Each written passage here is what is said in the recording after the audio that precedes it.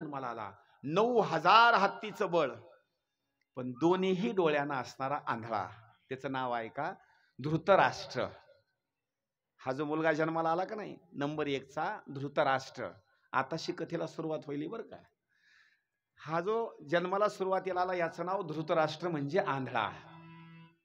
Number 2 ला 1 वर्षाचा कालावधी निघून गेला आणि सत्यवतीला असं वाटलं 9,000 हत्तीचं बळ आहे, पण काय कामाचं आहे? असला राजगादीवर बसून उपयोगाचा काय आहे का? अजिबात नाही. परत व्यास महर्षीला बोलून घेतलं आणि व्यास महर्षीला बोलून घेतल्याच्या नंतर मग मात्र सांगितलं, बाबा आता ही अंबिका आहे का नाही, अंबिकेचा विषय सोडून दे. आता तू काय करायचं, आता तू आणि अंबालिका या दोघांनी असणारा एकांत. मला मुलगा मात्र चांगला पाहिजे बरं का. सांगितलं काही हरकत नाही आई. परत व्यास महर्षीनं असणारा साज शृंगार केले, एकांतामध्ये थांबले. पुन्हा सासूनं काय केलं, अंबालिकाला असणारं त्या पाठवून दिलं. सांगितलं लक्षात ठेव, पाठीमाग त्या अंबिकानं चूक केली तशी कुठली तू चूक करू नको. सांगितलं काही हरकत नाही सासूबाई, जाते. तिनं सुद्धा साज शृंगार केला. पण साज शृंगार केल्याच्या नंतर दोघ जण एकांतामध्ये असताना तिचं जे सगळं शरीर आहे का नाही, सगळं शरीर असं पांढरं पडलं. का पडलं? त्याचं कारण एक आहे, जे व्यास महर्षीचं असणारं जे तेज होतं का नाही, ते तेजच तिला सहन झालं नाही. आणि तिचं अंग असं थरथर थरथर कापण्याकरता असणारी सुरुवात झाली आणि थरथरांग शरीर कापत असताना सगळ्या शरीराचा असणारा जो कलर आहे तो पांढरट पडला. उदाहरणार्थ, आपण शेताकडे जात आहोत, रस्त्यामध्ये एखादा भयानक असताना मोठा असणारा अजगर म्हणा किंवा साप आलेला आहे. काय करावं हे आपल्याला कळत नाही. माणूस बेशुद्ध पडतो, शरीराची अवस्था अशी बिघडून जाते. तसं तिचं शरीर पांढरं शुभ्र असणारं शरीर पडलं, शरीराला असणारा घाम, काय करावं हे समजना. एकांतवासाचा असणारा त्याग केला आणि व्यास महर्षी बाहेर आले. बाहेर आले, महलाच्या बाहेर आल्या बरोबर आईनं प्रश्न विचारला, बाळा आता मुलगा कसला जन्माला येईल? आईला हात जोडून सांगितलं व्यास महर्षीनं, आई आता मुलगा जन्माला चांगला येईल, पण एक मात्र गोष्ट लक्षात ठेव बरं का. मुलगा डोळ्यानं आंधळा नसणार, आता शक्ती भरपूर असणार, पण मुलाचं जे शरीर आहे ते सगळं पांढरं शुभ्रच होणार बरं का.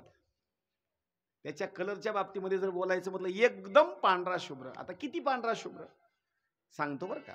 गोरा वेगळा, भुरा वेगळा, आणि याच्या पुढे आणखी काही वर्णन केलं, त्याच्यापेक्षा आणखी गोरा, इतका पांढरा शुभ्र.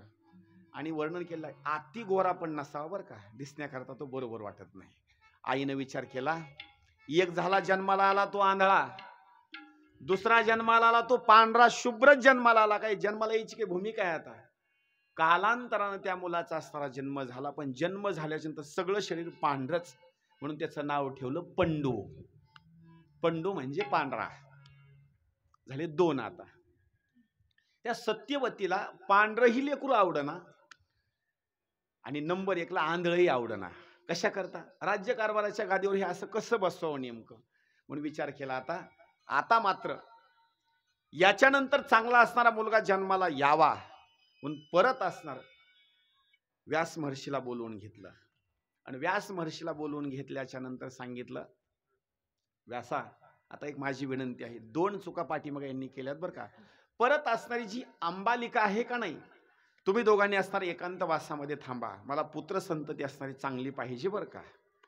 मग मात्र सांगितलं काही हरकत नाही. त्यावेळेला काय केलं ऐका, 2ऱ्या क्रमांकाची अंबिका आणि 3ऱ्या क्रमांकाची असणारी अंबालिका या 2 सुनांनी एकांत असणारा साधला. त्या दोघी जणांनी सांगितलं, आपल्या सासूला आता कळना गेलंय आता, आणि आता एक आपण आयडिया केली पाहिजे, आता आपण दोघीनं पण जायचं नाही, कारण ते व्यास महर्षी म्हणजे साधारण नाहीत, त्यांचं तेज आपल्याला सहन होत नाही, आपण मात्र जायचं नाही. मग त्या दोघींनी विचार केला, आता पाठवायचं कुणाला? त्या दोघींनी निर्णय घेतला, एक दाशी जवळ बोलवून घेतली आणि ती दाशी असणारी दिसण्याकरता सुंदर होती. तिला सांगितलं, बाई आमचं एवढं काम कर, वाटेल तेवढं तुला धन देतो, पण ही गोष्ट कुणाला सांगू नको बरं का. तू काय करायचं, जिथं व्यास महर्षी आहेत त्यांच्याकडे असणार एकांतवासामध्ये जायचं. त्या दाशीनं सांगितलं काही हरकत नाही, मी जाते. पण ती दाशी म्हणजे दाशी साधारण नव्हती बरं का. दाशी मन असणार तिचं मोकळं पवित्र मन, कृष्णाचं भजन, सुंदर स्वरूपामध्ये असणारी ती दाशी, आणि भीतीच्या बाबतीमध्ये कसलीच भीती नाही. आता काही वेळेला सांगतो बरं का, काही मंदिरामध्ये जर अंधार असेल तर काही मंदिरामध्ये अंधार जर असला तर आपल्याला त्या मंदिरामध्ये सुद्धा जाऊ वाटत नाही, भीती वाटते बरं का. आता का भीती वाटते? मंदिरात तर देवच आहे ना. पण काही लोक जिथं देवाचं दर्शन जायचं तिथं भीत नाहीत, देवच आहे ना, बिंदासपणा नसणारे जातात. या दासीनं काय केलं? जायचंय व्यास महर्षीकडं, पण हे व्यास महर्षी म्हणजे साधारण नाहीत, भगवान विष्णूचा असणारा अवतार आहे, मला त्यांचं दर्शन होईल म्हणून मोकळ्या मनानं बिचारीनं मेकअप केलं आणि मोकळ्या मनानं असणारी गेली. ती गेल्याच्या नंतर व्यास महर्षींचं असणारं दर्शन झालं, दोघांचा एकांतवास. परत असणारे व्यास महर्षी बाहेर आले आणि व्यास महर्षी बाहेर आल्याच्या नंतर व्यास महर्षीला सत्यवतीनं प्रश्न विचारला, व्यासा आता मुलगा जन्माला कसा येईल? व्यासानं हसत उत्तर दिलं, या मुलाच्या बाबतीमध्ये काय वर्णन करावं, मुलगा म्हणजे मुलगा एक नंबरच जन्माला येईल, शक्ती तशीच, ज्ञानी तशीच, विवेकी तसाच, सर्व गुण संपन्न असणारा मुलगा, कुठल्याच बाबतीमध्ये कमतरता नाही. पण एक मात्र चूक झाली बरं का. परत सत्यवती मध्ये आणखी काय चूक झाली? मुलगा नंबर 1चा जन्माला येईल पण दासीच्या पोटी जन्माला येईल. कालांतरानं मुलगा तो जन्माला आला आणि दासीच्या पोटी जो जन्माला आला त्याचं नाव विदुर. लक्षात गोष्ट आली का? पहिला धृतराष्ट्र, नंबर 2ला पंडू आणि नंबर 3ला असणारा हा दासीच्या पोटी जो जन्माला आला त्यांचं नाव विदुर. आणि आपण जे प्रमाण वगैरे म्हणतो का नाही, श्रीकृष्ण भगवंतानं विदुराच्या घरी जाऊन जे कन्या खाल्ल्या, आपण जे प्रमाण म्हणतो का नाही की जाऊन त्यांनी कन्या खाल्ल्या आणि विदुराच्या घरी जाऊन असणाऱ्या खाल्ल्या कन्या, म्हणजे हाच विदुर म्हणजे साक्षात स्वरूपामध्ये जर सांगायचं म्हटलं तर हा दासीच्या पोटी असणारा जन्माला आला. ऊच नीच काही नेने भगवंत, तिष्ठे भाव भक्त देखोनिया. पुढं काय सांगितलं? दासी पुत्र कन्या विदुराच्या भक्षी, दासी पुत्र कन्या विदुराच्या भक्षी, दासी पुत्र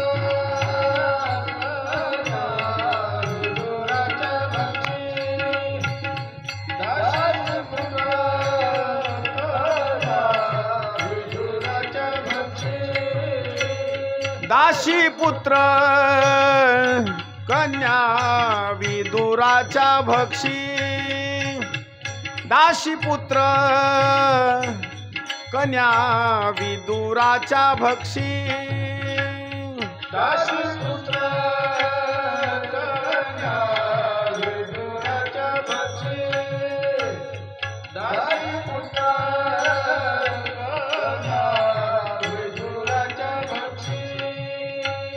दैत्या घरी रक्षी प्रल्हादासी,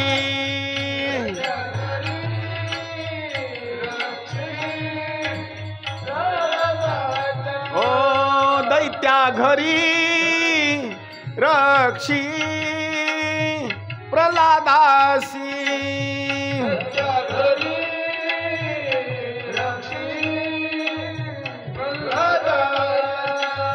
ऊच नीच काही नेने भगवंता, ऊच नीच काही नेने भगवंता, ऊच नीच काही नेने भगवंता, ऊच नीच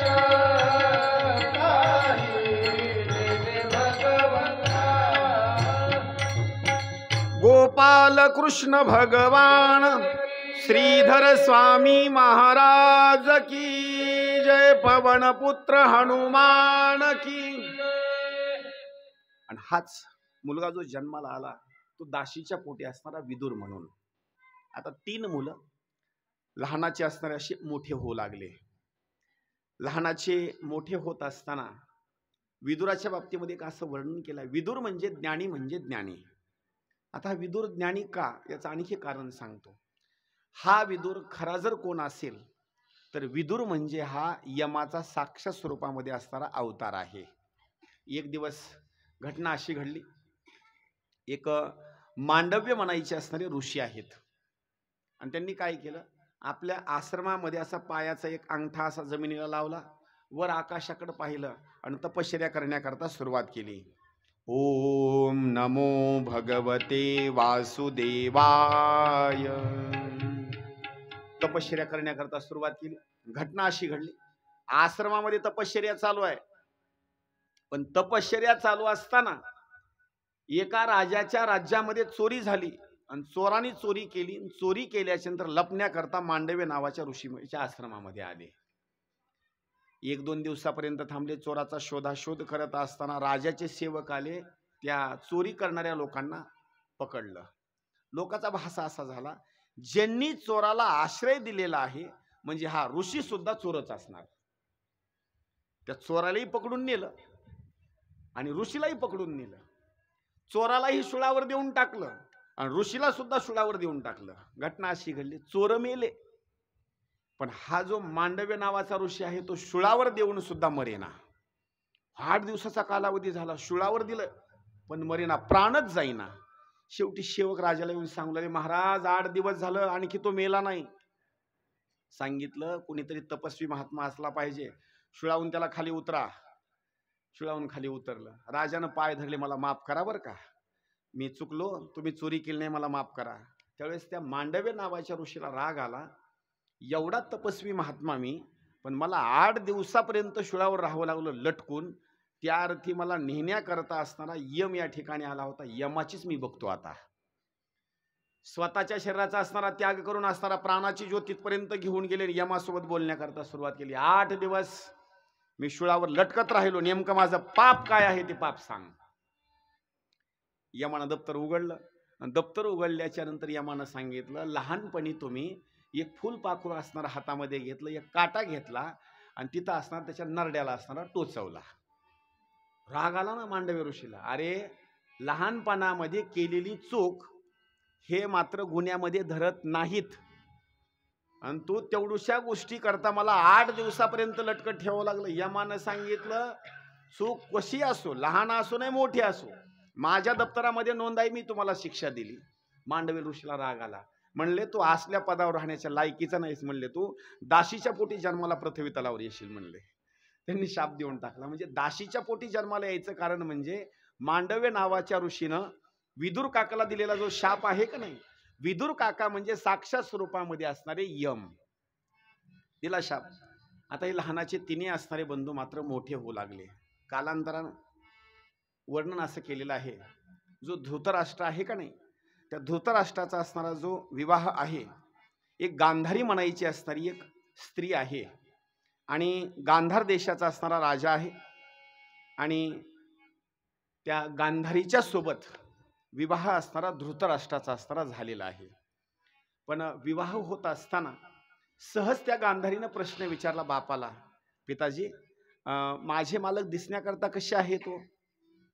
बापानं सांगितलं, बाळ तुझे मालकाचं काय वर्णन करावं, 9000 हत्तीचं बळ तुझ्या मालकाच्या शरीरामध्ये आहे. मग चेहरा त्यांचा दिसण्याकरता कसा आहे? चेहरा पण दिसण्याकरता चांगला आहे बरं का. बर, मग नाक पण चांगलं आहे. बर, कान पण चांगले आहेत. बर, डोळे फक्त म्हणले डोळेच नाहीत त्यांना. आता विचार करा, एवढं बोलल्याच्या नंतर जिचा विवाह होणार आहे त्या गांधारीचा आपल्या त्या धृतराष्ट्राच्या सोबत वडिलांना सांगितल्याच्या नंतर लग्न ठरलेलं आहे, पण मुलीनं बापाचा शब्द तंतोतंत ऐकला. पिताजी तुमचं जर मत असेल त्यांच्यासोबतच माझा विवाह व्हावा तर मी लग्न करण्याकरता तयार आहे. तुमची सहमती आहे ना त्याला? तुम्ही माझ्याकरता असताना तो नवरदेव शोधलेला आहे ना, मी त्यांच्यासोबतच लग्न करेल. पण तुम्ही मला सांगितलं ना माझ्या मालकाच्या डोळ्याला दिसत नाही. मग लक्षात ठेवा, आता मी सुद्धा तिथून पुढल्या जीवनामध्ये संसार बघणार नाही. माझे मालक जर डोळ्यानं पाहू शकत नसतील तर डोळे असून सुद्धा मी सुद्धा संसार बघणार नाही. मी सुद्धा डोळ्यावर असणारी पट्टी बांधून टाकेल. किती विचार करण्याची गोष्ट आहे महाराज. मालक डोळ्यानं बघत नाहीत म्हणून त्या पत्नीनं सुद्धा असणाऱ्या डोळ्यावर असणारी अशी पट्टी बांधून टाकली. तिनं सुद्धा पुन्हा कधी सुद्धा असणारी भूमिका असणारी ती पट्टी खोलण्याची प्रयत्न केला नाही, अजिबात नाही. ऐका, एक वेळेला पट्टी काढण्याची भूमिका आहे पण ते मात्र पुढं आहे त्याचा इतिहास बरं का, मी आज तिथं तुम्हाला सांगत नाही. एक दिवस धृतराष्ट्राचा असणारा विवाह नंबर 2 ला विवाह सांगितलेला आहे, तो म्हणजे सुंदर स्वरूपामध्ये शूरसेनाची असणारी मुलगी आणि शूरसेनाची मुलगी आणि वसुदेवाची असणारी बहीण. शूरसेनाची मुलगी आणि वसुदेवाची बहीण, तिचं नाव कुंती. आणि या कुंती सोबत असणारा राजा पंडूचा असणारा विवाह आहे. पण हा पंडू सोबत विवाह होत असताना वर्णन असं केलेलं आहे, शूरसेनानं आपली असणारी जी मुलगी आहे ती आपल्या असणाऱ्या मित्राकडे असणारी पाठवून दिलेली आहे. आणि मित्राच्या घरी असणारी ती मुलगी असणारी कुंती राहू लागली. पण मित्राच्या घरी राहत असताना एक दिवस त्या मित्राच्या घरी दुर्वास नावाचे असणारे ऋषी आले. दुर्वासांची सेवा इतकी तिनं सुंदर स्वरूपामध्ये केली. पाणी म्हणलं की पाणी, चहा म्हणलं की चहा, चरणकमलाची सेवा करायची, लागल ती असणारी वस्तू पुरवायची. दुर्वास ऋषी आनंदित झाले, सांगितलं, बाळ मी तुझ्यावर प्रसन्न आहे, तुला काही मागून घ्यायचं असेल तर मागून घे. त्या कुंतीनं सांगितलं, महाराज मला काही मागण्याची काही इच्छा नाही, पण तुम्हालाच काही देऊ वाटत असेल तर तुम्ही द्या. दुर्वास ऋषीनं काय दिलं, तिला 5 मंत्र दिले, 5 मंत्र कुंतीला. आणि सांगितलं, कुंती लक्षात ठेव, हे 5 मंत्र म्हणजे 5 देवतेचे आहेत. तुला ज्या ज्या वेळेला संकट पडेल आणि ज्या ज्या वेळेला तुला आवश्यकता पडेल त्या देवतेची, तर त्या देवतेचं स्मरण कर. हे 5 देवता तुझ्या डोळ्याच्या देखत असणारे हजर राहतील, उपस्थित राहतील. त्यांच्याकडून तू कुठलीही मागणी माग, ते देव तुझी असणारी इच्छा पूर्ण करतील. सांगितलं, जी महाराज. कालांतराने दुर्वास ऋषी असणारे निघून गेले. त्या कुंतीचा विवाह होण्याच्या अगोदर एक दिवस ही कुंती गंगेच्या नदीच्या काठावर गेली. आणि गंगेच्या काठाच्या नदीवर गेल्याच्या नंतर तिला एक असं वाटू लागलं, दिला आशीर्वाद मला 5 मंत्राचा, 5 मंत्राचा आशीर्वाद दिला, पण खरेच असतील काही खोटे असतील, नेमका आपण प्रयोग करून तरी बघू ना. आणि विचार तिनं असं केला, अगोदर कुणी आहे का बघावं. कुणीच नव्हतं त्या असणाऱ्या कालावधीमध्ये. कुणी नसल्यामुळे तिनं काय केलं, सुरुवातीला पहिला जो मंत्र आहे तो मंत्र होता सूर्यदेवाचा. सूर्यदेवाचा मंत्र तिनं जपण्याकरता सुरुवात केली. सूर्याचा मंत्र म्हटल्या बरोबर आशीर्वाद होता दुर्वास ऋषींचा. 5 मंत्र होते. पहिला मंत्र जपल्याबरोबर, सूर्याचा मंत्र जपल्याबरोबर तर सूर्य हजर झाला. आता विचार करा, सगळ्यात प्रकाश जर जास्त कोणाचा असेल तर सूर्याचा, सौंदर्य कोणाचं असेल तर सूर्याचं.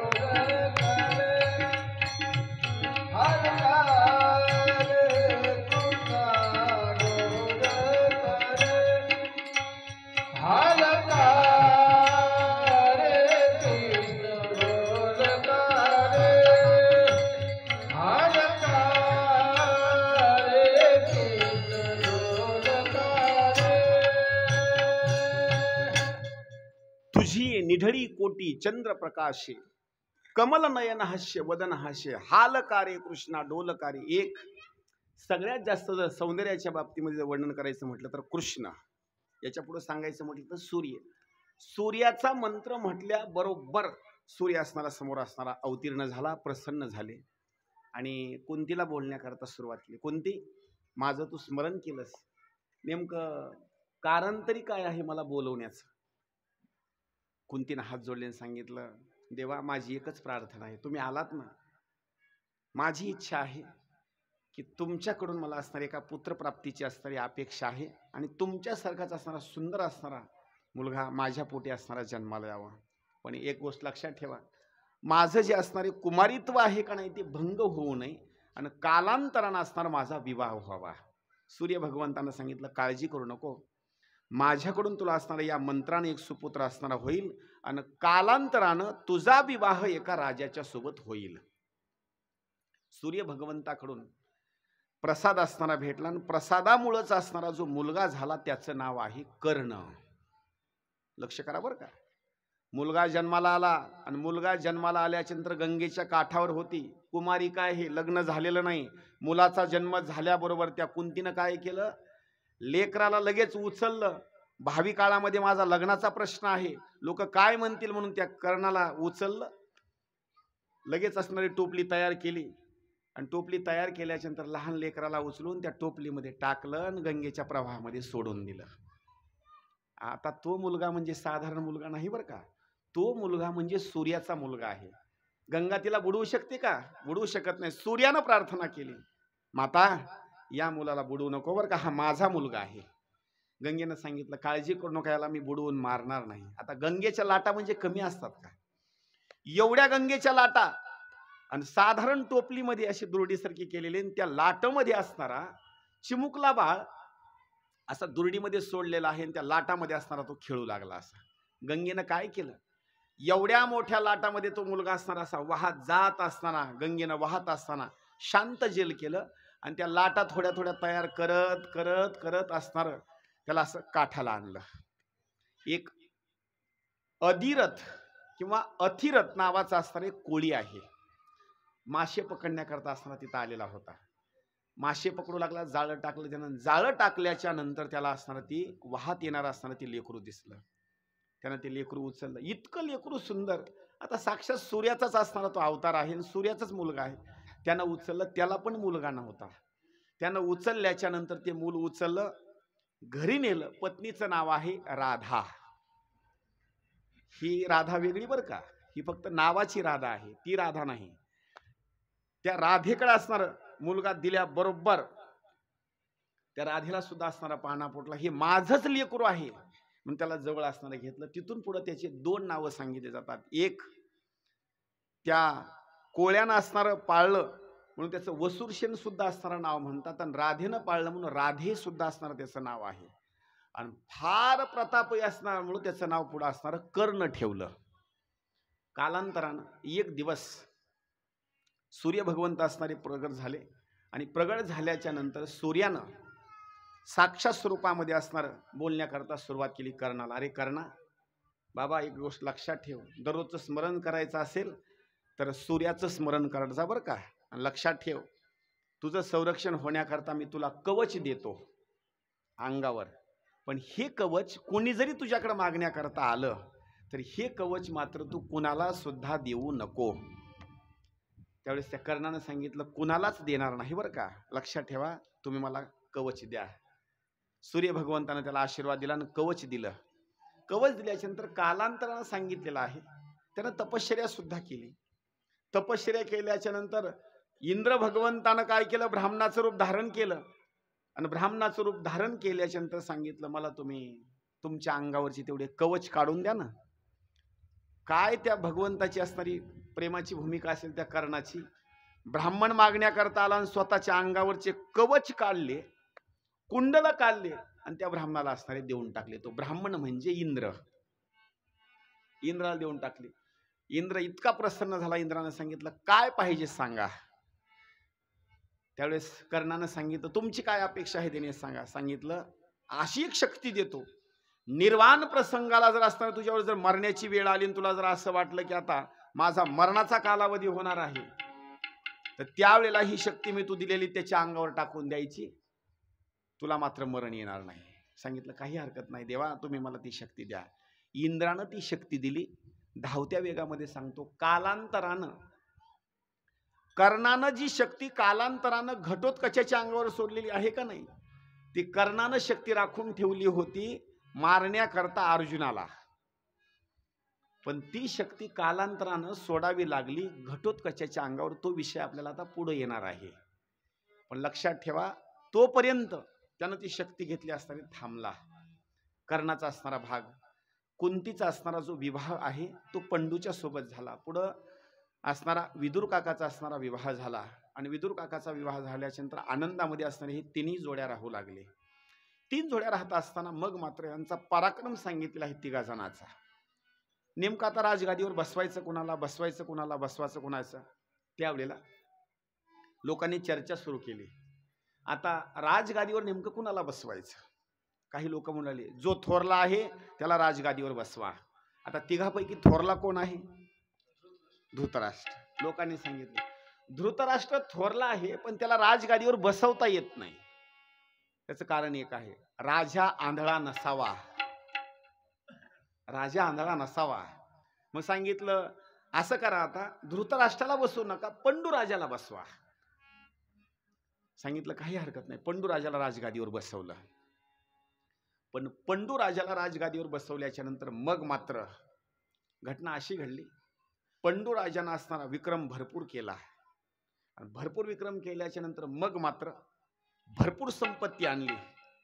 आणि संपत्ती आणल्याच्या नंतर हस्तिनापुराच्या पुढे जसे असे डोंगर असतात का नाही, एवढी संपत्तीचे ढीग लावले. आनंदित झाला. 2 असणाऱ्या कन्येच्या बाबतीमध्ये त्या पंडूराजाचं वर्णन केलेलं आहे. म्हणजे पंडूराजाचा असणारा जो विवाह झालेला आहे कुंतीच्या सोबत एक झालेला आहे. आणि नंबर 2चा असणारा विवाह म्हणजे मद्र देशाची असणारी कन्या माद्री.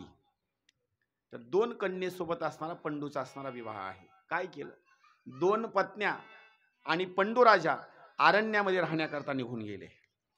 धृतराष्ट्राला सांगितलं अरण्यामध्ये आता मी जात आहे, कारभार तुम्ही आनंदात चालवा.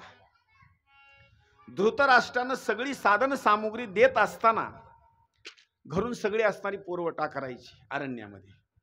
पण एक दिवस ही सगळी साधन सामुग्री पुरवत करत असताना पंडूराजानं एक दिवस अरण्यामध्ये चालत असताना एक हरण आणि एक हरणी हे 2 जण एकांतवासामध्ये होते. आणि एकांतवासामध्ये असताना पंडूराजाने निर्णय घेतला आता आपण असणारा बाण सोडावा. काय केलं, बाण सोडला पंडूराजानं. तो बाण आला आणि डायरेक्ट स्वरूपामध्ये असणारा तो हरणाला बाण लागला.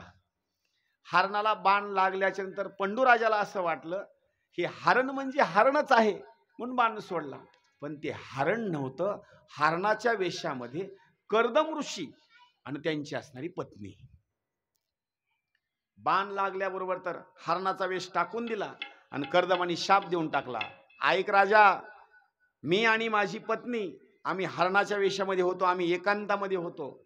पण एकांतामध्ये असणारा तुम्हाला बाण मारला आणि माझा आता मृत्यू होत आहे. पण लक्षात ठेव, तू आणि तुझी पत्नी एकांतामध्ये असताना तुझा सुद्धा मृत्यू झाल्याशिवाय राहणार नाही.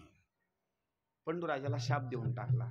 शाप दिल्याच्या नंतर हा शाप इकडं कालांतरानं हस्तिनापूरला असणारा समजला. सगळ्या राज्याचा असणारी जी संपत्ती आहे त्या पंडूराजानं काय केलं, दान धर्म करण्याकरता सुरुवात केली. आणि पत्न्यांना सांगितलं तुम्ही काय करा, आता माझ्याजवळ थांबू नका, तुम्ही सुद्धा असणारा नगरीला निघून जा. पत्न्यांनी सांगितलं आम्ही नगरीला निघून जाणार नाही, तुमची सेवा करण्याकरता इथंच थांबणार. राजानं वल्कल अंगावर धारण केली, संन्याशाची असणारी भूमिका घेतली. पत्न्यांनी सुद्धा काय केलं, आपल्या अंगावर जेवढे अलंकार होते सगळ्या लोकांना दान धर्म करून टाकले. साधे वस्त्र अंगावर घातले. आणि वस्त्र अंगावर घातल्याच्या नंतर अनेक दिवसाचा कालावधी निघून गेला. एक दिवस राजानं रडण्याकरता सुरुवात केली. पंडूराजानं तुम्हाला का रडण्याकरता सुरुवात केली, त्याने गोष्ट बोलण्याकरता सुरुवात केली. एखाद्या माणसाला जर मुलगा नसेल तर पितरांचा उद्धार होत नाही म्हणून त्यानं रडण्याकरता सुरुवात केली. मला मुलगा नाही बरं का. 2 राण्या समोर बसलेल्या आहेत, एक माद्री आहे आणि एक कुंती आहे. दोघी जणींनी रडण्याकरता सुरुवात केली. मालक रडू नका, मुलगा झाल्यासच काय आपल्याला कल्याण होईल अशातला भाग नाही, डोक्यामध्ये ठेवू नका, कृष्णाचं भजन करा, चिंतन करा.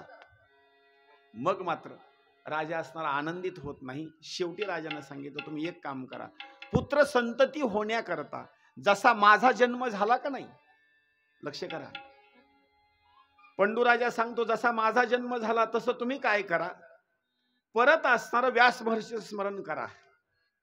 विचार करा, व्यास महर्षीचं स्मरण करा, परत तुम्हाला पुत्र संतती होईल. त्या राण्यांनी सांगितलं अजिबात नाही, आम्ही मात्र व्यास महर्षींचं स्मरण करणार नाहीत. राजा बोलला का स्मरण करणार नाहीत. माद्री मात्र शांत बसली आणि कुंतीनं बोलण्याकरता सुरुवात केली, महाराज मला व्यासाचं स्मरण करण्याची गरज नाही, मला दुर्वासानं असणारे 5 मंत्र दिले आहेत, त्याच्यापैकी आज तुम्हाला मी खरं सांगते, लग्नाच्या अगोदर एक मंत्र असणारा जो आहे का नाही तो मंत्र मी म्हटलेला आहे. माझ्याजवळ 4 मंत्र आहेत आणि ते 4 मंत्र आता मी म्हणते. 4 मंत्रांना आपल्याला पुत्रसंतती होईल, काळजी करण्याची गरज नाही. फक्त तुमचा मला असणारा होकार पाहिजे. तुम्ही जर होकार मला देत असाल तर मी ते 3 मंत्र इथं म्हणण्याकरता नवे नवे ते 4 मंत्र माझ्याकडे शिल्लक आहे. ते 4ला 4 मी मंत्र बोलते. त्या देवता मंडळीला इथं बोलून मी घेते. त्यांच्या प्रसादानं आपल्याला पुत्रसंतती होईल. पंडूराजा आनंदित झाला आणि सांगितलं, महाराणी आता तुम्ही काय करा, ते मंत्र बोलण्याकरता सुरुवात करा. पहिला मंत्र तिने बोलण्याकरता सुरुवात केला. 4 मंत्रापैकी पहिला मंत्र तो असा आहे. पहिल्या मंत्रानं ज्यावेळेस बोलण्याकरता सुरुवात केली, तो पहिला असणारा मंत्र आहे तो म्हणजे यमाचा.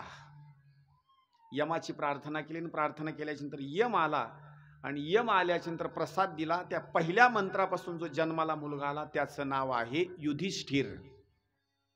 लक्षात ठेवा, 5 पांडवापैकी जो पहिल्या 1 क्रमांकाचा आहे त्याचं नाव युधिष्ठिर. त्याचंच एक दुसरं नाव आहे धर्म. नंबर 1ला जो जन्माला आला त्याचं नाव युधिष्ठिर. नंबर 2ला तिनं मंत्र जपण्याकरता सुरुवात केला, तो म्हणजे वरुणाचा, म्हणजे वायूचा असणारा वरुणाचा असणारा तो मंत्र जपण्याकरता सुरुवात केली. मंत्र जपल्याबरोबर जो जन्माला आला त्याचं नाव सांगितलं जातं भीम. 2ऱ्या क्रमांकाला असणारा भीम जन्माला आला. नंबर 3ला जो जन्माला आला तो इंद्राचा असणारा मंत्र कुंतीनं बोलण्याकरता सुरुवात केली. इंद्राचा मंत्र म्हटल्याबरोबर इंद्रानं प्रसाद दिला आणि प्रसाद दिल्याबरोबर इंद्रापासून जो मुलगा जन्माला आला त्याचं नाव अर्जुन. नंबर 1ला युधिष्ठिर, नंबर 2ला असणारा भीम, नंबर 3ला इंद्राचा मंत्र असणारा तो म्हणजे अर्जुन. 3 मंत्र असणारे झाले. आता एकच मंत्र शिल्लक राहिला आणि एक मंत्र शिल्लक राहिल्याच्या नंतर माद्रीनं रडण्याकरता सुरुवात केली.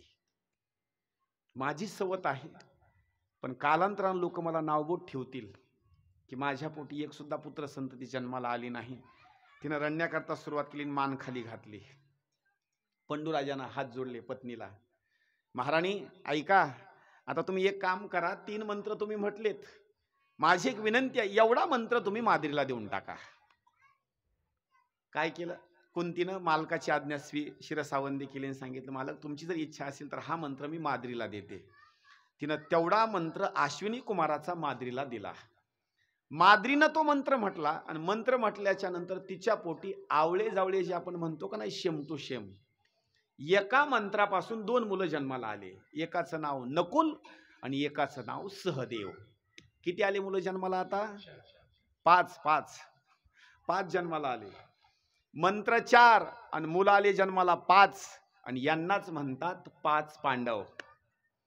हे 5 पांडवाचा असणारा जन्माचा असणारा हा इतिहास. बोलिए पंच पांडव की जय, बोलिए पंच पांडव की जय. या पांडवाचा असणारा जन्म झाला. ही वार्ता कळाली हस्तिनापुरामध्ये आणि हस्तिनापुरामध्ये वार्ता कळाल्याच्या नंतर सगळे नगरवासी असणारे आश्चर्यचकित झाले. आता तुम्ही म्हणाल का आश्चर्यचकित झाले? त्याचं कारण एक तर पंडूराजाला शाप. पंडूराजाला शाप असताना हे 5 जण जन्मालाच कसे आले? इतिहास आहे का बरं का. आता एक तर पंडूराजाला शाप असताना मुलं जन्माला कसे काय आले म्हणून लोकांच्या डोक्यामध्ये वेळ भरला. आता पण ते लक्षात गोष्ट आली की ह्या 4 मंत्रामुळे असणारे जन्माला आले. पण तिथं विषय सांगितला जातो गांधारीचा. गांधारी होती गर्भवती आणि 1 आणि 2 दिवसाचा कालावधी नाही, गर्भवती अवस्था प्राप्त करून 25 महिने झालं. किती महिन्याचा कालावधी? 25 महिन्याचा कालावधी झाला. पण गांधारीला आला राग. एक म्हणजे पंडूराजाला शाप असून सुद्धा माझ्या अगोदर तिला 5 पांडव झाले, 5 मुलं जन्माला आले, पण मला आज 25 महिन्याचा कालावधी होऊन गेला, माझ्या पोटी मात्र एक सुद्धा मुलगा जन्माला आला नाही.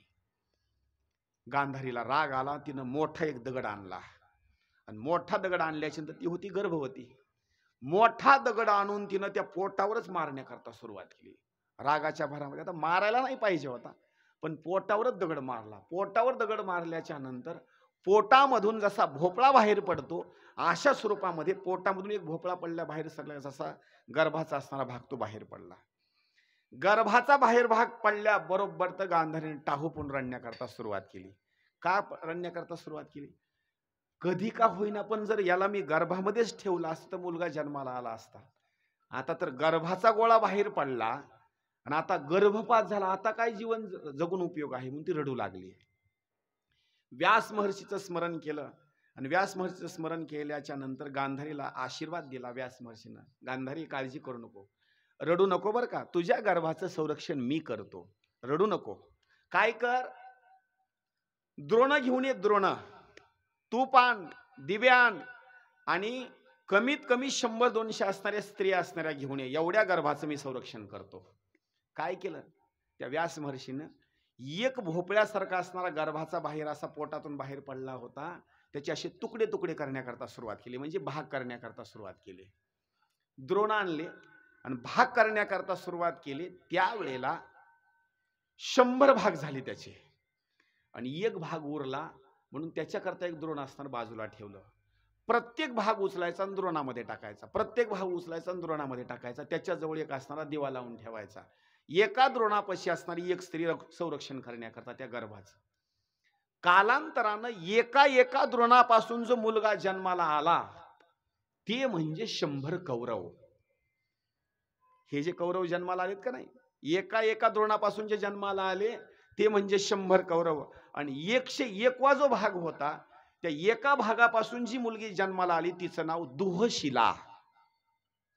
100 मुलं आणि एक कन्या जन्माला आली, तिचं नाव दुहशिला. गर्भ एकच, पण एका गर्भापासून 100 कौरव आणि एक असणारी दुहशिला म्हणायची असणारी कन्या जन्माला आली.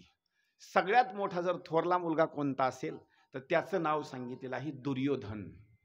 मग त्याच्यामध्ये असणारे, मग आपण जे म्हणतो ना, कौरवी पांडवी सभे माझी आणली, त्याच्यामध्ये दुःशासन एक असणारा सांगितलेला आहे. असे मुलं त्याच्यामध्ये 100 असणारे कौरव. आणि एक घटना सांगितली जाते, ज्यावेळेला दुर्योधन जन्माला आला, दुर्योधन जन्माला आल्याबरोबर रक्ताचा पाऊस पडला. एवढंच नाही, कोले, गिधाडे असणारे, सिंह असणारे प्राणी असणारे आक्रोश करू लागले, रडू लागले.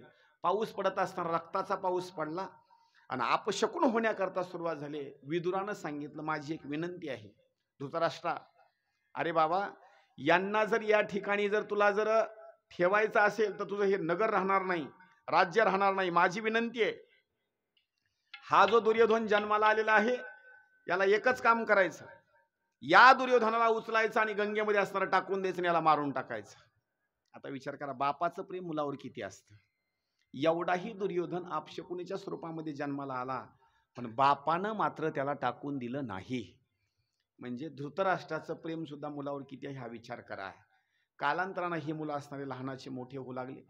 लहानाचे मोठे होत असताना हे 5 पांडव अरण्यात आहेत आणि 100 कौरव असणारे राज्यामध्ये आहेत. 5 पांडव लहानाचे मोठे होऊ लागले. मोठे होत असताना एक दिवस कुंतीच्या जवळ 5 पांडव आहेत आणि माद्री आणि पंडुराजा हे 2 जण असणारे एकांतवासामध्ये एका अरण्यामध्ये गेलेले आहेत. पण अरण्यामध्ये गेल्याच्या नंतर कामाची असणारी वासना पंडुराजाच्या शरीरामध्ये असणारा तो प्रवेश केला आणि प्रवेश केल्याच्या नंतर मग मात्र दोघांचा असणारा एकांत शाप असल्यामुळं पुढं मात्र त्या एकांतवासामध्ये पंडुराजाचा असणारा मृत्यू सांगितलेला आहे. पंडुराजाचा असणारा अंत झाला. अंत झाल्याच्या नंतर आक्रोश करण्याकरता सुरुवात केली ती म्हणजे माद्रीनं. पण माद्री ज्यावेळेला रडू लागली त्यावेळेला कुंतीनं आवाज ऐकला आणि कुंती धावत धावत त्या दोघांकडे येऊ लागली. सांगितलं कुंतीला, इकडे येत असताना पांडवांना घेऊन येऊ नको, तू एकटीच इकडे ये. कुंती आली. कुंतीनं असताना ते दृश्य पाहिलं आणि सांगितलं, बोलण्याकरता सुरुवात केली, तुझ्यामुळं आज पंडुराजाचा मृत्यू झाला. सांगितलं ही विधी लिखित आहे, याला कुणी मोडू शकत नाही. आज ना उद्या राजाला शाप होता, राजा मरणारच होता.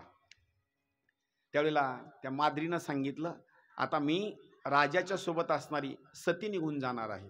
कुंतीनं सांगितलं, मी राजाच्या सोबत सती जाणार. त्यावेळेस माद्रीनं सांगितलं, लक्षात ठेव, मी राजाच्या सोबत सती याच्याकरता जाणार, माझा एक सुद्धा मुलगा नाही. तूच मला मंत्र दिलेला होतास, नकुल सहदेव सुद्धा तुझेच आहेत आणि तुझे मुलं असल्यामुळं तुलाच तुझ्या मुलाचा सांभाळ करावा लागेल. राजाच्या सोबत सती मी जाणार. घटना अशी घडली. दोघांचा असणारा संवाद झाला. त्या संवादामध्ये त्या माद्रीनं राजाचा चेहरा पाहत पाहत इतकं प्रेम असल्यामुळं माद्रीनं असणारा प्राणत्याग करून टाकला. प्राणत्याग केल्याच्या नंतर कुंतीनं रडण्याकरता सुरुवात केली. 5-5 छोटे असणारे पांडव आहेत, यांनी रडण्याकरता सुरुवात केली. वडील मरण पावली, आई मरण पावली म्हणून रडण्याकरता सुरुवात केली. अरण्यामध्ये प्रेत आहे आणि अरण्यामधलं प्रेत आता उचलून तरी कुठं न्यायचं, त्याचा अग्निसंस्कार तरी कसा करायचा म्हणून काय केलं, स्वर्ग लोकामधून असणारे ऋषीमुनी, अरण्यामधले काही ऋषीमुनी तिथं असणारे अवतीर्ण झाले. सगळ्या जणांनी ते दोन्ही प्रेत उचलले. पंडूराजाचंही प्रेत उचललं आणि नंबर 2 ला असणारं माद्रीचंही प्रेत उचललं. कुंतीनं 5 पांडवाच्या हाताला असणारं धरलं आणि चलण्याकरता सुरुवात करत असताना हस्तिनापूरला आली. हस्तिनापुरामध्ये आल्याच्या नंतर सत्यवतीला गोष्ट कळाली, अंबिकेला गोष्ट कळाली, अंबालिकेला गोष्ट कळाली, त्या पण रडत आल्या. गांधारीला गोष्ट कळाली, त्या पण रडत आल्या आणि कुंतीच्या गळ्याला पडून असणारे रडू लागल्या. त्या ऋषीमुनीने सांगितलं, आता कुणी रडू नका, शोक करू नका, राजा कधी ना कधी मरणारच होता, याची उत्तर क्रिया करा आणि एक मात्र गोष्ट लक्षात ठेवा, हे 5 पांडव आहेत, या 5 पांडवाचं संरक्षण करा.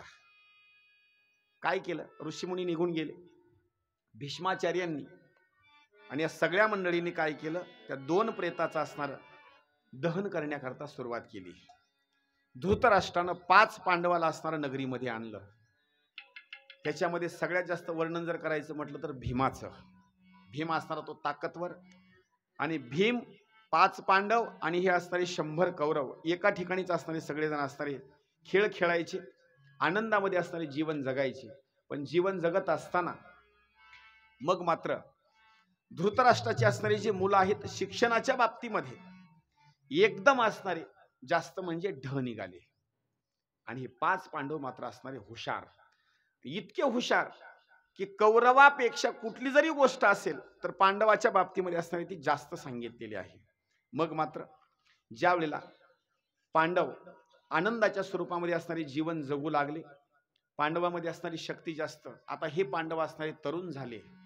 तरुण झाल्याच्या नंतर एक दिवस दुर्योधनानं पिताश्रीच्या जवळ गेले आणि सांगितलं, पिताश्री माझी विनंती आहे, काही करा पण पांडवापैकी एक सुद्धा वाचला नाही पाहिजे, पांडव मेले पाहिजे. सांगितलं का? अहो हे आम्हाला ऐकत नाहीत, आता जर यांच्यामध्ये एवढी शक्ती असेल तर कालांतरानं तुम्हाला राजगादीवर ठेवणार नाहीत, आमचं सुद्धा असणारे हे राज्य आहेत, आम्हाला सुद्धा मिळू द्यायचे नाहीत, काहीतरी करा पण हे 5 पांडव मेले पाहिजे.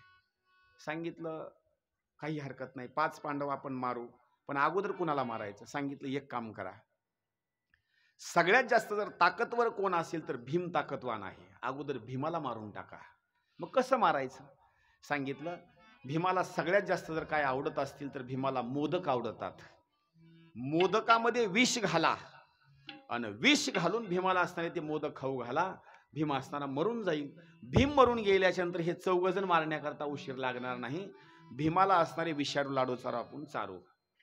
विषारू लाडू असणारे बनवण्याकरता तयारी केली. नदीच्या काठावर, गंगेच्या काठावर असणारा सुंदर मंडप दिला. वनभोजन करण्याकरता तिथं गेले. वनभोजनाच्या भूमिकेमध्ये पोहण्याकरता सुरुवात केली. 100 कौरव यायचे आणि भीमाला पाण्यामध्ये बुडवून मारण्याकरता सुरुवात करायचं. पण भीम म्हणजे लहान नाही, भीमाला 100 जणांनी यायचं आणि बुडवायला सुरू करायचं. भीमानं सहज त्यांना धरायचं आणि असे मुंडके खाली घालायचे, त्यांना वरी मात्र येऊ द्यायचं नाही, अजिबात नाही. शेवटी यांचा दम कोटायचा, हे 100 कौरव वर यायचे. त्यांनी सांगायचं काही जरी झालं तर भीम मात्र मरत नाही, ताकद म्हणजे ताकद. वर आले आणि वर आल्याच्या नंतर सांगितलं भीम असा मरत नाही, आता जेवण्याकरता सुरुवात करा. वाढण्याचं काम केलं दुर्योधनानं. एकच टोपलं घेतलं पण एका टोपल्यामध्ये मोदक घेतले, पण विषारी मोदक कोणते आणि बिनविषारी मोदक कोणते फक्त दुर्योधनालाच माहिती, दुसरं कुणालाच माहिती नाही. वाढण्याकरता सुरुवात करायची. दुसऱ्याला वाढत असताना बिनविषारी वाढायचे आणि भीमाला वाढत असताना बरोबर असणारे ते विषारी मोदक वाढायचे. आता भीमाचा असणारा आहार मोठा, भीमाला मोदक आवडत होते, एवढे मोदक खाल्ले, एवढे मोदक खाल्ले काय सांगावं, कंठापर्यंत. पण त्या विष मध्ये घातल्यामुळे भीमाला काही समजलं नाही. रात्र झाली, रात्रीचे 12 वाजले आणि विषानं असणार मग मात्र आपलं कार्य करण्याकरता सुरुवात केलं. 12च्या नंतर भीम असणारा असा बेशुद्ध पडला. तिथं मग मात्र संपूर्ण स्वरूपामध्ये असणारी सगळी मंडळी आली, कौरव मंडळी आली आणि त्यांनी काय केलं, भीमाला बांधण्याकरता सुरुवात केली आणि भीमाला बांधल्याच्या नंतर उचललं आणि डायरेक्ट स्वरूपामध्ये गंगेमध्ये टाकून दिलं. गंगेमध्ये टाकून दिल्याच्या नंतर भीम असणारा दगड वगैरे बांधलेले होते त्याला बुडवण्याकरता सुरुवात केली, पण भीम काही असणारा बुडेना. भीमाला असं ढकलून दिल्याच्या नंतर भीम असणारा त्या नदीनं असणारा वाहत वाहत वाहत असणारा समुद्रामध्ये गेला.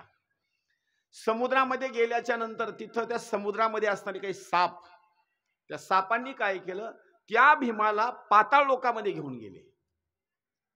पाताळामध्ये नेल्याच्या नंतर त्याच्या अंगामध्ये काही सर्पांनी काय केलं, चावण्याकरता सुरुवात केली आणि जेवढं विष पोटामध्ये गेलं होतं सगळं विष सापांनी काय केलं, असं ओसून घेतलं.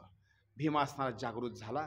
जागृत झाल्याच्या नंतर सहज सापांनी वासुकीला जाऊन सांगितलं, महाराज अमुक अमुक असणारा एक व्यक्ती आलेला आहे पृथ्वी तलावरचा, त्याला अनेक जणांना असणारं विष चारलेलं होतं, आम्ही त्याला इथं आणलं, चावण्याचा प्रयत्न केला पण तरी सुद्धा असणारा तो मरत नाही, तुम्ही त्याचं दर्शन घेण्याकरता चला. वासुकी आला.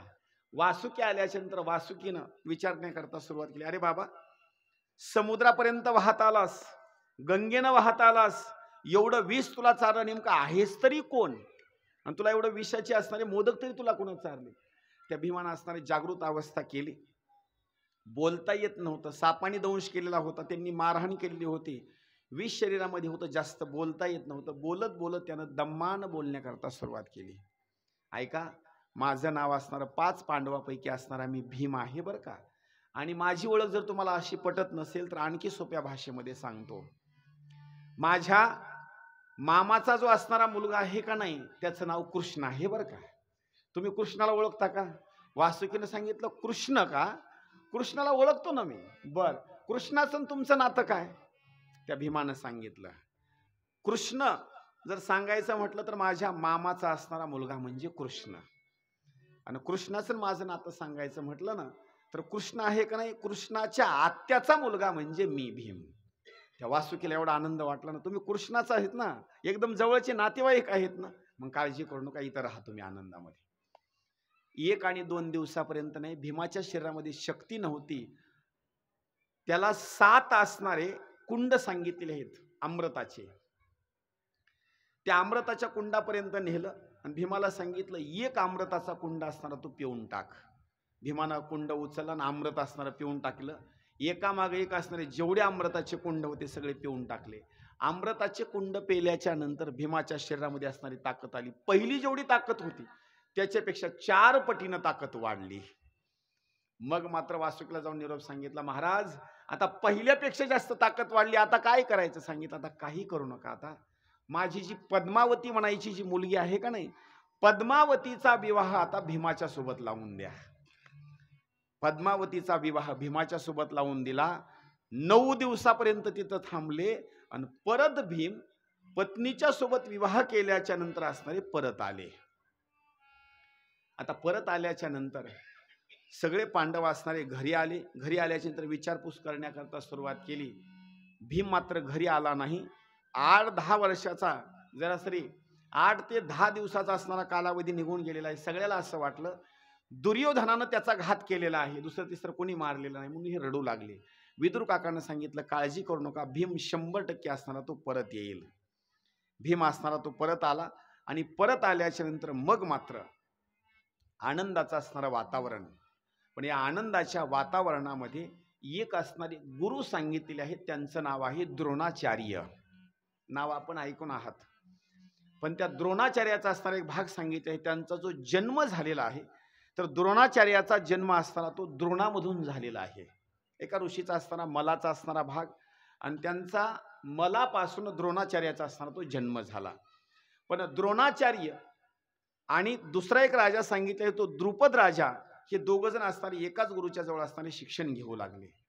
शिक्षण घेत असताना शिक्षण पूर्ण झालं आणि दोघंही आपापल्या असणाऱ्या नगरीला असणारे निघून गेले. एक असणारा जो द्रोणाचार्य सांगितले तो मात्र गरीब, आणि राजाच्या बाबतीमध्ये सांगितलं तो राजा म्हणजे मात्र श्रीमंत झाला. जनक राजानं असताना त्याला राज्य दिलं. कालांतरानं घटना अशी घडली, द्रोणाचार्याच्या पोटी जो मुलगा जन्माला आला त्याचं नाव सांगितलं जातं अश्वत्थामा, आणि हा जो अश्वत्थामा आहे तो मात्र चिरंजीव आहे. जसे आपले हनुमंतराय चिरंजीव आहेत ना, तसा अश्वत्थामा सुद्धा असणारा चिरंजीव आहे. त्या चिरंजीवापैकी ज्यावेळेला अश्वत्थामा लहानाचा मोठा होऊ लागला, एक दिवस अश्वत्थाम्यानं आपल्या आईजवळ असणारं दूध मागितलं. अश्वत्थामा गरिबाच्या घरी जन्माला आल्यामुळं आईनं काय केलं, लेकराला दूध देत असताना गव्हाचं असणारं पीठ आणि त्या पिठाला असताना आपल्या जवळ घेतलं, पाणी घेतलं आणि पाण्यामध्ये असताना ते पीठ कालवलं आणि पीठ कालवल्याच्या नंतर अश्वत्थाम्याला पिण्याकरता दिलं. अश्वत्थाम्याला माहिती नाही हे दूध आहे का पिठाचं पाणी आहे. त्यानं पिण्याकरता सुरुवात केली, दूधच आहे म्हटला आणि नाचण्याकरता सुरुवात केली. बापानं बघितलं, द्रोणाचार्यानं, माझ्या मुलाला दूध नेमकं काय आहे आणि पिठाचं पाणी काय आहे हे मात्र माहिती नाही, पण पिठाच्याच पाण्याला दूध म्हणतो पितो, एवढी गरिबी नसावी. म्हणून त्यानं काय केलं, माझा मित्र आहे, त्याचं नाव द्रुपद आहे आणि तो राजा झालेला आहे, राजाकडे जाणार आणि एक गाय मात्र मी मागणार. द्रोणाचार्य गेले आणि द्रोणाचार्य गेल्याच्या नंतर राजाला विनंती केली आणि सांगितलं, राजा आपण दोघंजण एकाच शाळेमध्ये शिक्षण शिकलो, माझी विनंती आहे, माझ्या घरची गरिबी परिस्थिती भरपूर आहे, मला एक असणारी तू गाय दान कर. राजानं सांगितलं, मी तुम्हाला ओळखत नाही आणि ओळखत नसल्यामुळं मी तुम्हाला गाय असणारी देऊ शकत नाही. कुठं तुम्ही असणारे दरिद्री आणि मी कुठं असणारा राजा, म्हणून मी तुम्हाला गाय देऊ शकत नाही. आलेल्या रस्त्यानं असणारं तुम्ही परत निघून जा. त्या द्रोणाचार्याला राग आला आणि राग आल्याच्या नंतर मग मात्र तिथंच शपथ घेतली आणि बोलण्याकरता सुरुवात केलं. लक्षात ठेव राजा, आज मला तू ओळख देत नाहीस, पण कालांतरानं लक्षात ठेव, एक ना एक दिवस मी तुला इथून या नगरीतून बांधून घेऊन जाईल. मी जरी नाही नेलं तर माझ्या शिष्याच्या हाताकडून कोणा पण तुला मी असणार बांधून घेऊन जाईल. तिथं मात्र पण केला. राजाला शब्द बोलले आणि शब्द बोलल्याच्या नंतर मग मात्र द्रोणाचार्य असणारे निघून गेले. निघून गेल्याच्या नंतर आता राहायचं नेमकं कुठं, एवढी गरिबी परिस्थिती आहे, कुठं जाऊन राहायचं म्हणून राहण्याकरता गेले ते हस्तिनापूरला. हस्तिनापूरला गेल्याच्या नंतर त्यांची एक अपेक्षा अशी होती, भेट मला होत असताना एक म्हणजे धृतराष्ट्राची भेट व्हावी, नाही भेट झाली तर मला भेट मात्र होत असताना दुसऱ्या स्वरूपामध्ये त्या पांडवांची तरी भेट व्हावी, कुणाची तरी भेट व्हावी, जेणेकरून मला ऐश्वर्य प्रॉपर्टी असणारं काहीतरी मला चांगलं मिळेल. एक दिवस 5 पांडव 100 कौरव खेळ खेळत असताना विटी दांडूचा खेळ खेळू लागले. खेळ खेळत असताना त्यांची विटी एका विहिरीमध्ये पडली. विटीमध्ये विहिरी पडल्याच्या नंतर सगळा अंधार त्या विहिरीमध्ये, विटी त्यांना दिसेना आणि नंबर 2ला विटी पाहण्याकरता असे मधून डोकावून पाहू लागले. तेवढ्याच वेळामध्ये धर्मराजाच्या हातामध्ये असणारी अंगठी होती, ती अंगठी सुद्धा विहिरीमध्ये गळून पडली. आता ती अंगठी पण त्याला वर काढता येईना आणि विटी पण वर काढता येईना. तेवढ्याच वेळामध्ये द्रोणाचार्य तिथं आले आणि द्रोणाचार्य तिथं आल्याच्या नंतर द्रोणाचार्याने सांगितलं, बाळांनो काळजी करू नका, तुमची विटी पण वर मी काढून देतो आणि अंगठी पण वर काढून देतो, थोडंसं तुम्ही थांबा. मला असं वाटतं तुम्ही आजपर्यंत कुणाकडून असणारं शिक्षण घेतलेलं नाही, मग मात्र महाराज तुम्ही आम्हाला काढून द्याल. होय, काय केलं, धनुष्यबाण हातामध्ये घेतलाय, गवताची काडी घेतली, गवताची काडी अभिमंत्रित केली, धनुष्यबाणाला लावली, ती गवताची काडी खाली गेली आणि खाली गेल्याच्या नंतर विट्टीला ती गवताची काडी लागली, अंगठीला पण लागली, अंगठी पण वर आली आणि विट्टी पण वर आली. हे पांडव विचार करतात, कौरव विचार करतात, यांनी नुसती गवताची खाली खाडी सोडली, अंगठी पण वर आली आणि विट्टी पण वर आली, म्हणजे हा महात्मा साधारण नसला पाहिजे. सांगितलं, महाराज तुम्ही आम्हाला धनुर्विद्या शिकवताल का? सांगितलं, काही हरकत नाही, मी शिकवतो, पण याला तुमच्या घरच्या लोकांची परवानगी पाहिजे.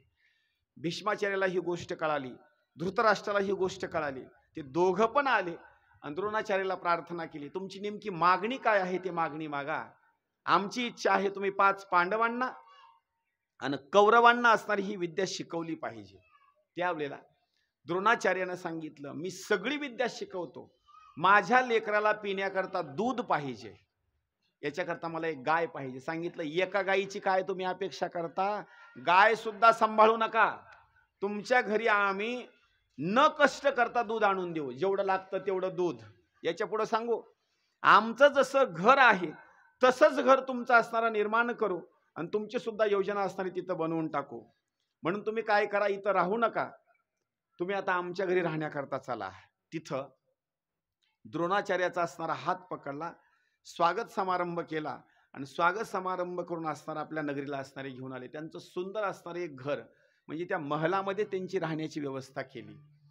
महलामध्ये राहण्याची व्यवस्था केल्याच्या नंतर 100 कौरव आणि 5 पांडव यांना असणारी विद्या शिकवण्याकरता सुरुवात केली.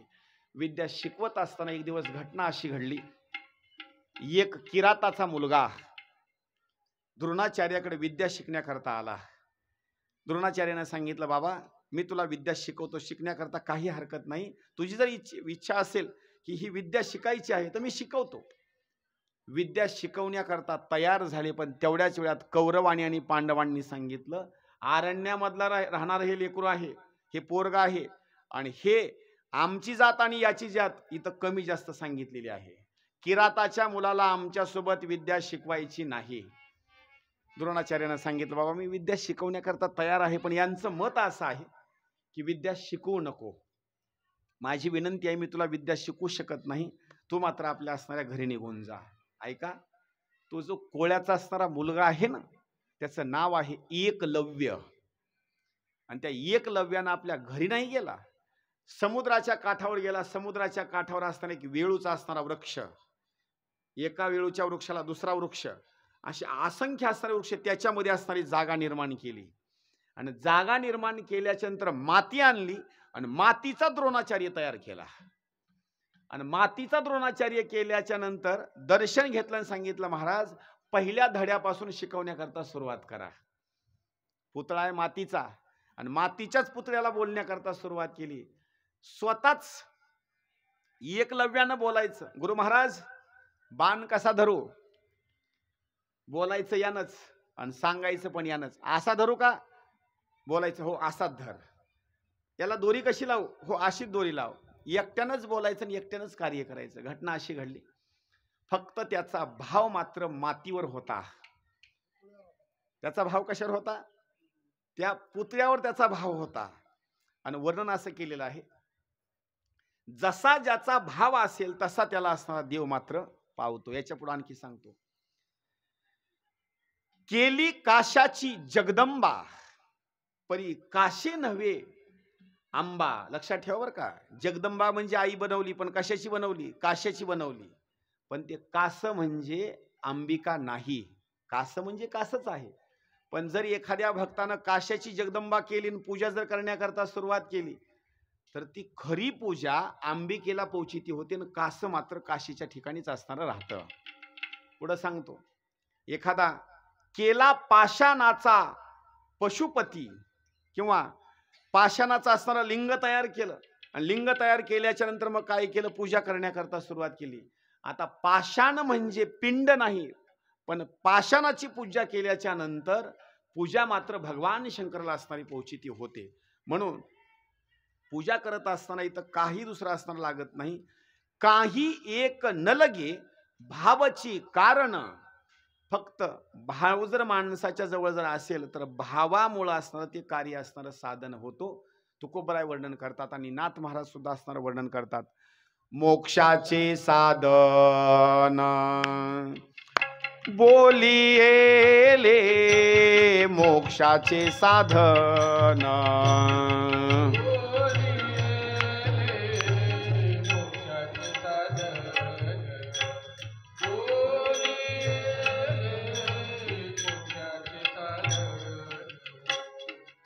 काही एक न लगे भावची कारण, मोक्षाचे साधन बोलियेले, मोक्षाचे साधन बोलियेले,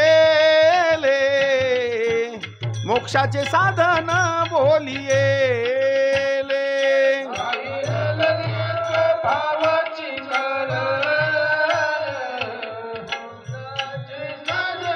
बोलियेले मोक्षाचे साधन, मोक्षाचे साधन काही न लगे एक भावची कारण आणि मोक्षाचे साधन बोलिले. फक्त मातीचा पुतळा तयार केला आणि मातीच्या पुतळ्यावर श्रद्धा ठेवली, भाव ठेवला, इतका धनुर्धर बनला की द्रोणाचार्यांनी कौरवांना ही विद्या शिकवली आणि 5 पांडवालाही शिकवली. पण या सगळ्यापेक्षा जर श्रेष्ठ कोण असेल तर त्याचं नाव एकलव्य. घटना एक दिवस अशी घडली, 100 कौरव आणि 5 पांडव अरण्यामध्ये आले आणि द्रोणाचार्याने सांगितलं आपल्या शिष्यांना, जो झाडावर मी तुम्हाला फळाचा भाग दाखवेल ते फळ तुम्ही असताना पाडायचं. काही जणांनी काय करायचं, धनुष्यबाणाला बाण लावायचा, बाण मारायचा. कुणाच्या हातानं पडायचं तर कुणाच्या हातानं पडायचं नाही. याच्यामध्ये युक्ती सांगितलेली आहे. द्रोणाचार्यानं एक असणारा पोपट बांधला वृक्षाला, पण ते पोपट असा बांधला, त्या पोपटाच्या कंठाच्या ठिकाणी असणाऱ्या 3 रेषा ओढल्या. पोपट केवढा असतो, एवढा. आणि त्या पोपटाच्या गळ्याला जसं भगवान शंकराचे आपण त्रिपुंड्र लावतो का नाही, तसं साध्या काडीनं असा गंध घेतला आणि 3 काड्या अशा बरोबर ओढल्या येत, अशा 3 पट्टे ओढले बरोबर. आणि उंच असणाऱ्या झाडावर असणारा तो पोपट असा बांधून टाकला. 100 कौरवांना आणि 5 पांडवांना सांगितलं, बाबा मी ज्याचं नाव घेईल त्यानं असणारा त्या पोपटाला असणारा तो बाण मारायचा. पण घटना अशी घडू लागली, यांनी धनुष्याला बाण लावला रे लावला, यांना झाड दिसायचं पण पोपटच दिसायचा नाही. 100 कौरव होते, यांनी धनुष्याला बाण लावला की वर असं बघितलं की झाड दिसायचं पण पोपट दिसायचा नाही. त्या 100 कौरवांनी सांगितलं, महाराज गुरुवर्य, धनुष्याला बाण लावून तरी काय करावं, आम्हाला पोपट तुम्ही इतका उंच बांधला तो पोपटच दिसेना, पोपटाला कसा बाण मारायचा. बाण मारत असताना 100 कौरवांनी यांनी धनुष्यबाण खाली ठेवला. त्यावेळेला बाण उचलला तो म्हणजे अर्जुनानं. आता ऐका, अर्जुन किती श्रेष्ठ आहे. जो पोपट कुणाला दिसत नाही, जो पोपट कुणाला दिसत नाही, अर्जुनानं धनुष्यबाण हातामध्ये घेतल्याच्या नंतर आणि त्याला बाण लावल्याच्या नंतर गुरु महाराजांना प्रश्न विचारला, तुला पोपट दिसतो का? अर्जुनानं सांगितलं, गुरु महाराज मला पोपट दिसतो बरं का. आणखी तुला काय दिसतं? महाराज, जो पोपट तुम्ही वर बांधला त्या पोपटाच्या कंठाच्या ठिकाणी 3 रेषा आहेत का नाही, त्या 3 रेषा सुद्धा मला दिसतात. अर्जुनला पुन्हा प्रश्न विचारला, मधली रेष दिसती का तुला? अर्जुनानं सांगितलं, मधली रेष सुद्धा मला दिसते. मग एक काम कर, ज्यांना पोपट दिसत नाही तुला पोपट दिसतो, आता एक 3 रेषा जी मी ओढलेल्या आहेत पोपटाच्या मानेच्या ठिकाणी, त्याच्या मधली जी रेषा आहे त्या मधल्याच रेषेला बाण लागला पाहिजे आणि पोपट खाली पडला पाहिजे. आता विचार करा बरं का, पोपट केवढा, त्याच्या कंठाच्या ठिकाणच्या रेषा किती लहान.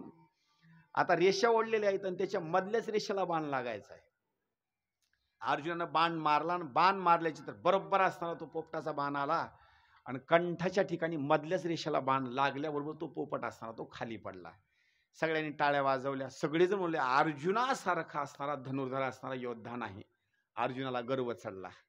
गर्व चढल्याच्या नंतर अरण्यामध्ये पुढे जाऊ लागले. कोणी अर्जुनाची असणारी वाहवा करू लागलं. पण तेवढ्याच वेळामध्ये घटना अशी घडली, पुरून एक कुत्रं आलं आणि कुत्रं असं आलं की ते कुत्रं भुंकू लागलं आणि भुंकत असताना एका योद्ध्यानं म्हणजे या एकलव्यानं त्या कुत्र्याला बाण मारला होता. पण बाण असा मारला होता, कुत्रं भुंकू लागलं, त्याचं भुंकणं त्याला बंद करायचं होतं, पण कुत्र्याला बाण लागू द्यायचा नव्हता.